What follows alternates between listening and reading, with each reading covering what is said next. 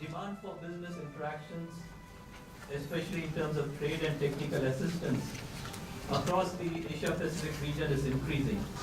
And we have a lot of innovative models in place. There are researchers at cooperative colleges. There are people both on the business side working to develop various value chain models which link producers and consumers. And we have our resource persons here today who will be talking about some of the innovative models, the value chain additions which are happening, which can promote cooperative to cooperative trade.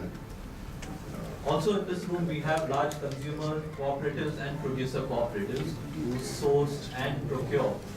And we'll be hearing from them about what are the issues, what are the challenges that they face, what are the pluses and minuses of doing cooperative to cooperative trade. And I'm hopeful that through this learning, we'll be able to develop some form of a linkage which we can take forward after our today's workshop here. And ICA is very keen on facilitating this process, and so that's the purpose for which we've organized this workshop. It's to hear, to share, and see how we can work together. And these 2 days will also provide us the opportunity to network, to know about each other, what we are doing. And I'm hopeful that we will take, after this 2 days workshop, once we go back, we'll try and see how we can continue this engagement amongst ourselves. While it's all very interesting and it's needed, there are a lot of challenges to do C2C trade. If it were very easy, it would already be happening. Though it's happening, but not to the extent that we would like it to happen. So that's something which it would be good for us to understand. What are the challenges involved? And there are many. We look at value chains, cooperatives are there, small farmers up to the consumer level, but it's not all linked together, it's untapped. So there is a lot of potential for value chains to be tapped. There's an information gap. You talk to cooperatives, many of them say we don't know what's happening. So there is an information gap. How do we bridge this information gap? There are communication issues between cooperatives in terms of getting the trade to happen. So how do we improve communication amongst ourselves? There are issues relating to financing. There are issues relating to regulation. So I'm sure we'll hear about all these challenges in the next couple of days.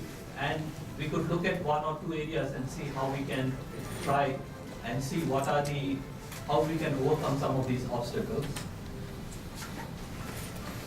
I think in your paper you have the white paper which talks about cooperative organizations being organizations based on the concept of mutual benefit, which have a better opportunity to develop successful partnerships. So unlike businesses, private businesses, we are not very profit driven. We are based on certain values, and I think that's something which we need to tap on. How do we use the principles and the values with which we work on? That provides an opportunity, and we need to capitalize on that. And I think there are again many opportunities which we can look at in terms of developing trade directories, which will provide information of different consumer and producer cooperatives. We can discuss about how do we develop some of these trade directories, how do we develop a trade platform using the internet, which could enable us to again link with each other, and also look at how we can overcome some of the financial and regulatory issues.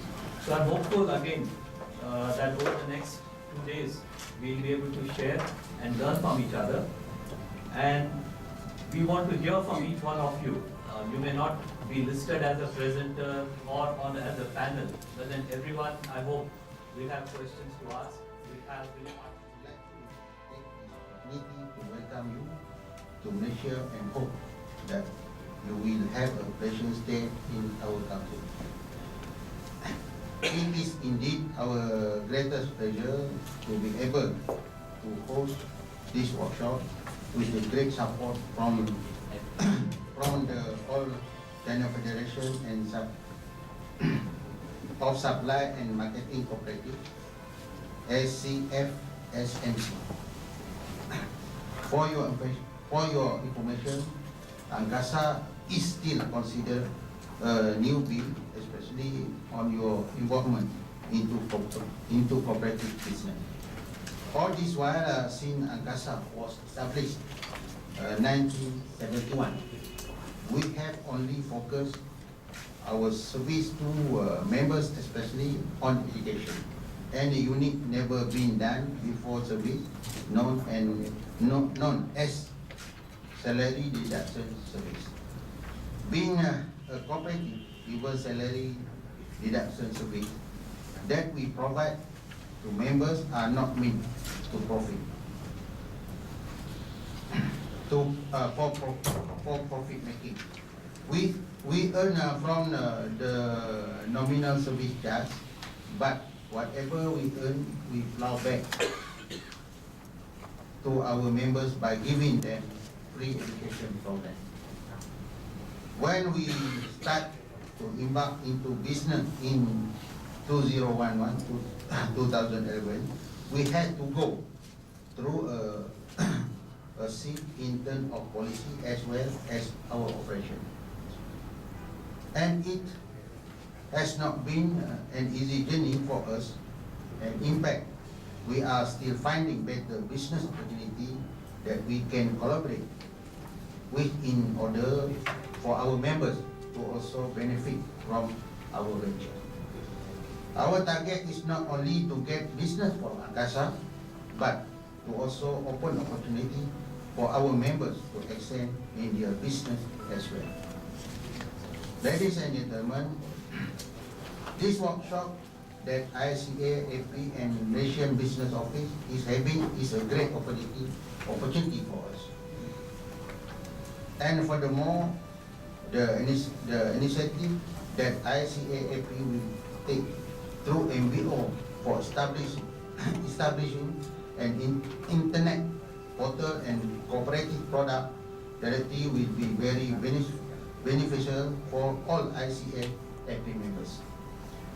Through this effort, in future, it will be easy for us to know other cooperative product and service that we can make use. At the same time, we could sell our product and service to cooperative in other countries. An opportunity which may be a few cooperatives are able to experience at this moment of time. We are looking forward for this convening and in trading with cooperatives overseas. And hopefully this initiative will really succeed. I have to convey my thanks to ICA AP for this project, as this is a new service that ICA is giving to members. Something different besides the usual education program that we have been benefiting from for so long. I would like to take this opportunity also to thank to all channels, all 10 SCF SMC who has been supporting the cause of this. Everyone, my name is Rodrigo Gouveia.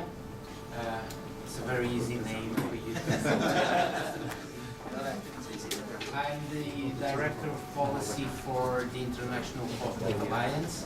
I have been working for the cooperative movement for the past 18 years, previously in the consumer cooperative sector, now working for the global office based in Washington. We are in the context of a regional Asia-Pacific workshop, but I would like to give you some perspective of the international context as well in terms of the business-to-business, the cooperative trade. To be successful, in my view, co-op-to-co-op trade needs to make business sense. It needs to achieve win-win situations. As I said previously, no one is in the business of losing money. Trade has to be beneficial, commercially beneficial to the people who trade among themselves. Suppliers will want the best price for their products, and buyers will look into buying the cheapest products, or at least the ones that they see value for their money. But besides making business sense, cooperative to cooperative trade should bring an added value to products and services according to the specific ethos of cooperative enterprises. Because if this doesn't happen, then there's no need to speak about co-op to co-op trade. Let's just speak about business to business.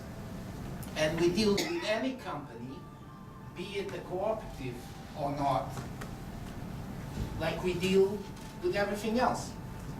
So, if there's a reason to do a specific cooperative to cooperative trade, it has to be because we want to bring some added value either to the products or to the services, and that added value is linked to the nature of our type of enterprise. Cooperative to cooperative trade must satisfy the basic market rules. Supply must meet demand. You cannot sell coffee to someone who wants to buy tea.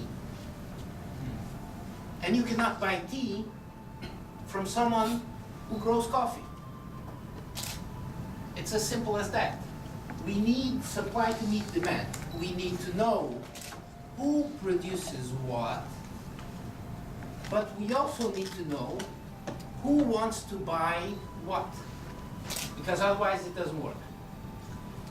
It's the market rule. We are all functioning in a market economy. Okay? And so I do agree with the things that have been said already, one of which is the information gap that exists today, where we don't know who is producing what, and we don't know who is buying what. So until we know that, we cannot develop any trade initiative. So kudos to the Asia Pacific Malaysia Business Office by trying to set up a platform of knowledge where this can be achieved. Now, a second basic market rule is competition. Market works with competition. And it basically says that people will choose the best products at the best prices. So, for a cooperative to cooperative trade initiative to be successful, it also has to be competitive. Because let's take the example of the sugar. Someone wants to sell sugar, great. Someone wants to buy sugar, great. Do we have trade? No. No, that's not sufficient. It has to be the correct quantity at the right price. And if I find a better or more suitable quantity or a better price in one of the competitors, why shouldn't I buy somewhere else? Just because it's a cooperative. No one's in the business of losing money. So a trade initiative has to respect this. It has to be competitive. So it must satisfy this basic criteria. But we, as the International Cooperative Alliance, will not develop any specific trade initiative if it doesn't bring an added value besides this. And why not? Because this you can do bilaterally, multilaterally. Leave the ones who do the business to do the business, right?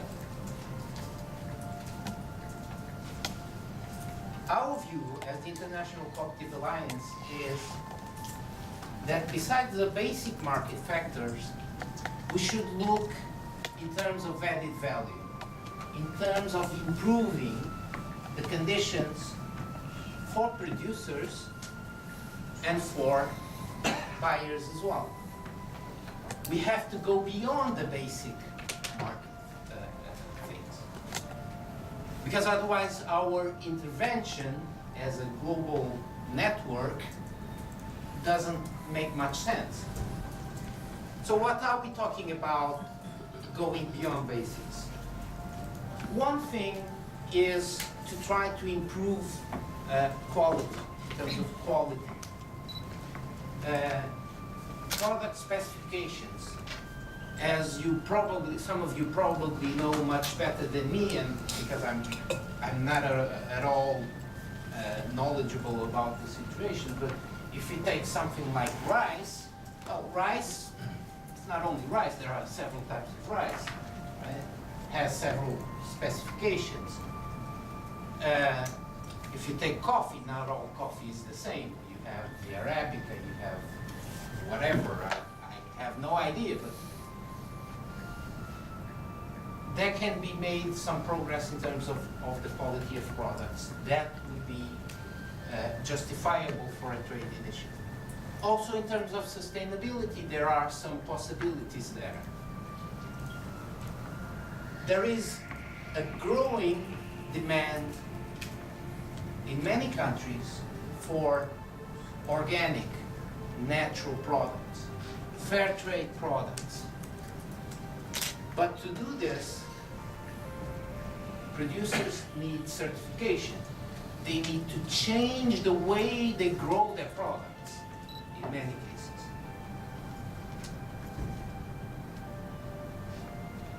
Ethical values.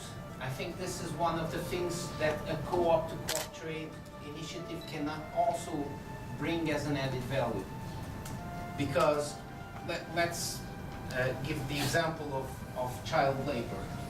Because if cooperative buyers are really cooperative in the way they act on the market, according to values and principles, they will want their products to reflect those values, to reflect those principles. And where best to get them than cooperatives who produce them.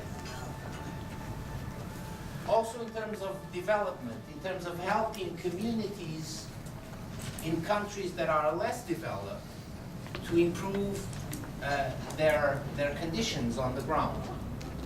That could be a way forward as well. And finally, going beyond basics also includes having the possibility to include in trade initiatives institutional partnerships, like for example with the Food and Agricultural Organization of the United Nations. Myself, I'm responsible in the Alliance for the relations with the United Nations agencies, the FAO, the ILO, the Department for Economic and Social Affairs, and they all are interested in helping with this, as long as there's some added value. Okay?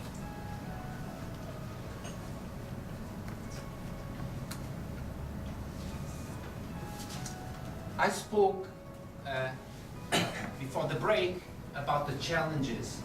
And I said there are a few, but I also said, well, we can overcome these. And why should we overcome these challenges? Because the opportunities are great.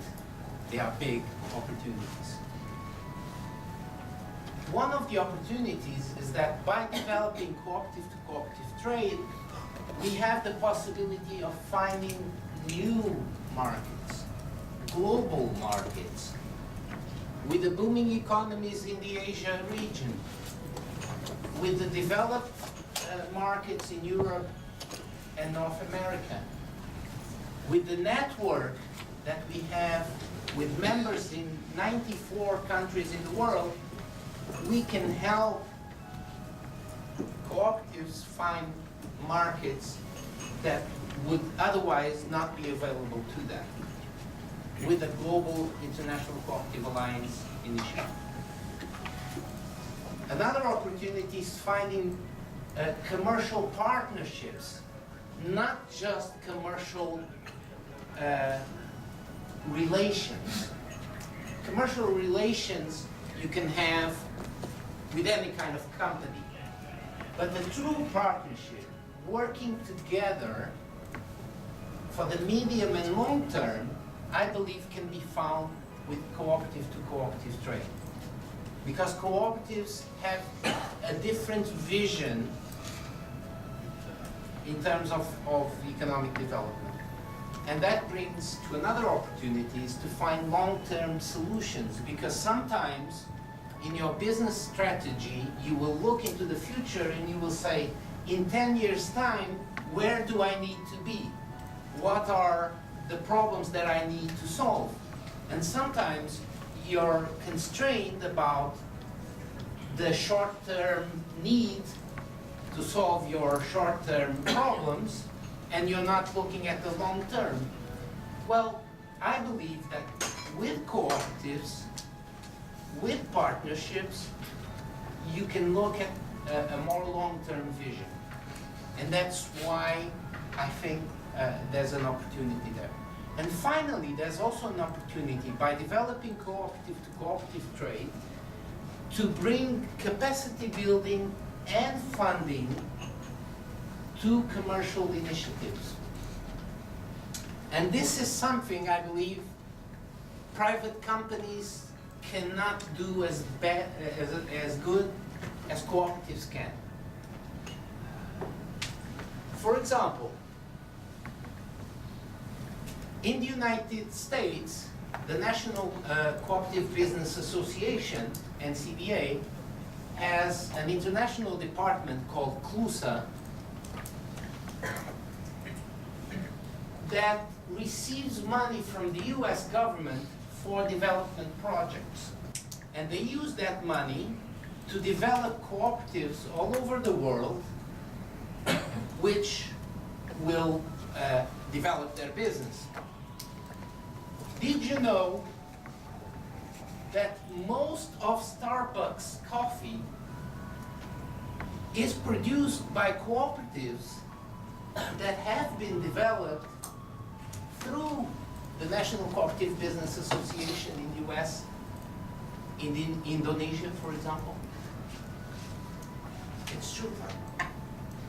So Starbucks is profiting from development money that went through the cooperative system, and now they are getting the benefits. They have their coffee, it's fair trade, it's organic, they make a big fuss about it. Do we do the same? No. Should we? Yes. And that's the cooperative added value for me, is to have an integrated approach that goes beyond basic market factors. So, how would a co-op trade initiative look like? This is still in a very embryonic stage. But basically, let me see if you have cooperative retail. This is worth around the world about 150 billion US dollars a year. You have large consumer markets. SOK in Finland is the largest retailer in the Finnish market. Coop Italia is the market leader in retail in Italy. Coop Netherlands is smaller, but among the top 5 retailers in the Netherlands, and so on and so forth.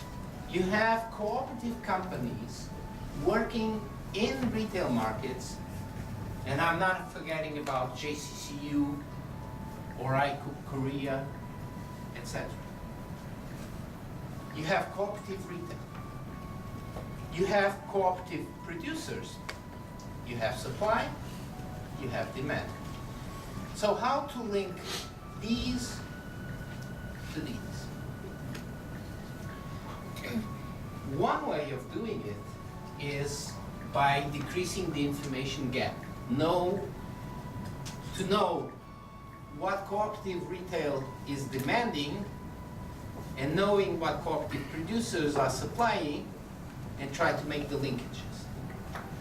But to add to that, if cooperative retail can provide input and knowledge to cooperative development agencies, these can use that knowledge to provide assistance and financing to producers in order to meet that demand. It's the example of the Starbucks coffee that I gave.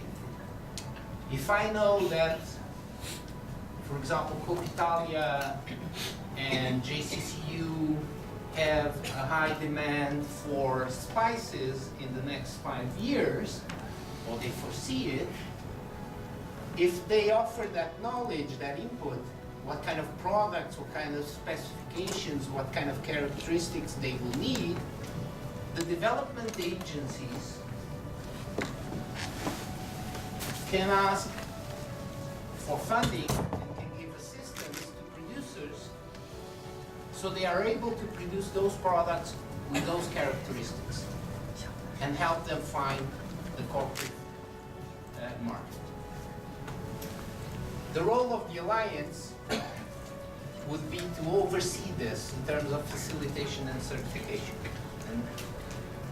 And I'll get to that in the next slide. So, the Cooperative to Cooperative Trade Initiative will have a demand-driven approach,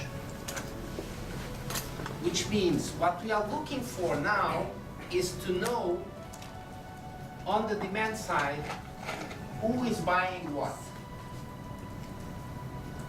What is the demand? What's out there? What do people need in terms of buying? That will be the first step. It will also have a development focus. That means we will be looking at those situations where we can help countries that need more help. And finally, it will have a characteristic of aggregation. It will not try to reinvent the wheel, but it will try to pick on existing initiatives and try to make them global. So some of these things are already being developed in some countries. Some countries already do this. Some companies, some cooperative companies already do things like this. So our role is to try to bring these together, consolidate them, and try to make them global. What is the role of the International Cooperative Alliance? We are not a commercial body. We are not a company. We are a network. We are the global association for cooperatives. So our role is mainly as a facilitator, is to put people in contact with each other. Do you want to know who is in charge of asking the US government for financial aid to producers for coffee in Indonesia? Well, I can provide it for you. What I cannot do is do your business for you. That's up to you. To do the business, it's up to you. What we can do is to facilitate contacts, put people together, speak about these things.